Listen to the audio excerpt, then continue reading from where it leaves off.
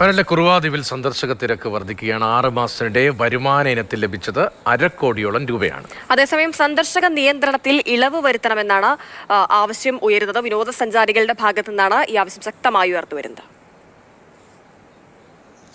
വനസംരക്ഷണ സമിതി ജീവനക്കാരനായ പോൾ കാട്ടാന ആക്രമണത്തിൽ കൊല്ലപ്പെട്ടതിനെ തുടർന്നാണ് ജില്ലയിലെ ഇക്കോ ടൂറിസം കേന്ദ്രങ്ങൾ താൽക്കാലികമായി അടച്ചിടാൻ ഹൈക്കോടതി നിർദ്ദേശം നൽകിയിരുന്നത്. മാസങ്ങളോളം അടച്ചിട്ട കുറുവാ ദ്വീപ് സന്ദർശകരുടെ എണ്ണത്തിൽ നിയന്ത്രണം ഏർപ്പെടുത്തി പ്രവേശന നിരക്ക് വർദ്ധിപ്പിച്ചത് 2024 ഒക്ടോബർ 15 വീണ്ടും തുറന്നു നൽകി. 6 മാസത്തിനുള്ളിൽ പാൽവെളിച്ചം വഴി മാത്രം 37,928 പേർ ദ്വീപ് സന്ദർശിച്ചു. വേനലവധിക്കാലം ആരംഭിച്ചതോടെ ഏപ്രിൽ മാസത്തിൽ മാത്രം 7,171 പേർ ദ്വീപ് സന്ദർശിക്കുകയും 11,48,835 രൂപ വരുമാന ഇനത്തിൽ ലഭിക്കുകയും ചെയ്തു.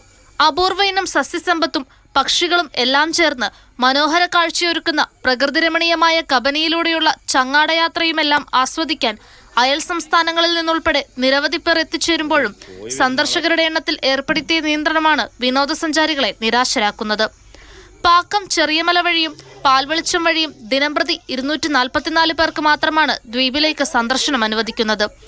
അവധി ദിവസങ്ങളിലും മറ്റും ആയിരക്കണക്കിന് സഞ്ചാരികളാണ് ദ്വീപ് സന്ദർശിക്കാൻ കഴിയാതെ നിരാശരായി മടങ്ങുന്നത്.